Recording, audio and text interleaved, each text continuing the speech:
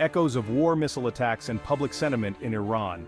The recent missile attacks have sent shockwaves through Iran, exposing deep societal divisions.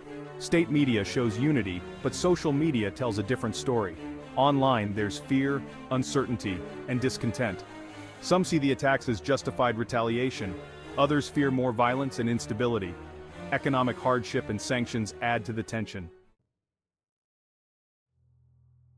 A tangled web, Hezbollah and the expanding conflict. The recent assassination of Hezbollah's leader, Hassan Nasrallah, has thrown gasoline on an already raging fire. Hezbollah, a powerful Iranian-backed militia, has vowed swift and devastating revenge. Their entanglement in this conflict injects a dangerous new element, raising the specter of a wider regional war. Hezbollah's arsenal, bolstered by years of Iranian support, is a cause for serious concern.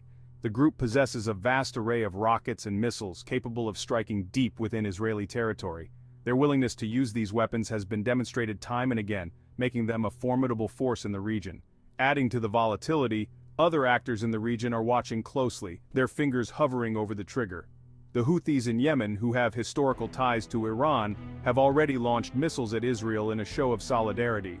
The possibility of other groups, such as Hamas in Gaza or Palestinian factions in Syria, joining the fray cannot be discounted. Biden's tightrope walk supporting Israel, averting catastrophe. President Biden finds himself walking a diplomatic tightrope, balancing America's unwavering support for Israel with the urgent need to prevent a catastrophic regional war. The United States has long been Israel's staunchest ally, providing military aid, diplomatic cover, and unwavering support on the international stage. This commitment, however, is being tested like never before. The Biden administration faces the daunting task of deterring further escalation while upholding Israel's right to self-defense. It's a delicate dance, requiring a nuanced understanding of the region's intricate web of alliances and rivalries. The administration has condemned the attacks on Israel and reaffirmed its commitment to its allies' security.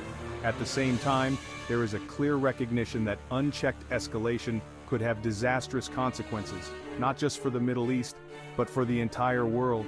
The coming days and weeks will require deft diplomacy and a cool head if a wider conflict is to be averted. Section 4. A World on Edge. The International Response to Crisis. The world watches with bated breath as the situation in the Middle East spirals, threatening to drag the entire globe into its vortex.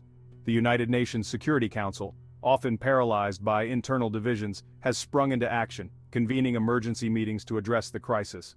World leaders, many still haunted by the ghosts of past conflicts, have expressed deep concern over the escalating violence. Calls for restraint echo from capitals across the globe, urging all parties to step back from the brink. The urgency in their voices is palpable, a testament to the gravity of the situation. The European Union, often a voice of moderation on the world stage, has also weighed in, condemning the attacks on Israel and calling for de-escalation. The bloc, however, is not without its internal divisions. Some member states advocate for a tougher stance against Iran, arguing that its support for Hezbollah and other militant groups must be met with concrete consequences. Section 5. The Shadow of Armageddon. Is World War III conceivable? The unthinkable. The specter of a Third World War is no longer confined to the realm of dystopian fiction. It lurks in the background, a chilling possibility that grows more conceivable with each passing day. While a direct military confrontation between global superpowers remains unlikely, the ingredients for a wider conflagration are present. The current conflict involves actors with a history of brinkmanship, willing to push the envelope of conflict to achieve their goals. The Middle East, a tinderbox of ancient hatreds and unresolved grievances, is particularly susceptible to rapid escalation. The involvement of nuclear-armed states, such as Israel and potentially Iran, adds another layer of complexity and danger. While a full-blown global conflict remains a worst-case scenario, the possibility, however remote, cannot be ignored. The current crisis serves as a stark reminder of the fragility of peace and the interconnectedness of our world. Section 6. The Digital Battlefield. Social media's influence on the conflict. The battle for hearts and minds is no longer confined to the physical realm. It rages in the digital sphere, where social media platforms have become powerful tools of war, shaping narratives and mobilizing support. Both sides in the Middle East conflict understand this, utilizing these platforms to disseminate information, rally their base, and demonize their opponents.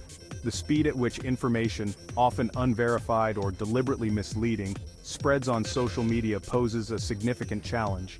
Images and videos stripped of context and imbued with emotional narratives can go viral in an instant, influencing public opinion and even shaping government policy. This digital battlefield also raises ethical concerns. The proliferation of graphic content, hate speech, and incitement to violence can have real-world consequences, fueling animosity and hindering peace efforts. Social media companies, once seen as neutral platforms, are now being forced to confront their role in amplifying conflict. Section 7. Charting a course, the uncertain future of the Middle East. The recent escalation has cast a long shadow over the Middle East, leaving its future shrouded in uncertainty. The fragile peace that has held, albeit tenuously, is under immense strain. The path forward is fraught with peril, demanding a delicate balance of diplomacy, restraint, and a commitment to de-escalation. The immediate priority must be to prevent a wider war. This requires all parties to step back from the brink, to engage in dialogue, however difficult, and to seek peaceful resolutions to their differences. The international community, with its collective weight and influence, has a crucial role to play in facilitating this process. The road to peace in the Middle East is long and arduous. It requires addressing long-standing grievances, finding equitable solutions to seemingly intractable problems, and fostering a culture of dialogue and reconciliation.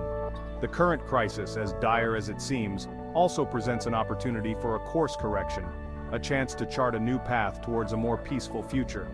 The question is, will the key players seize this opportunity, or will they allow the region to descend further into chaos and violence?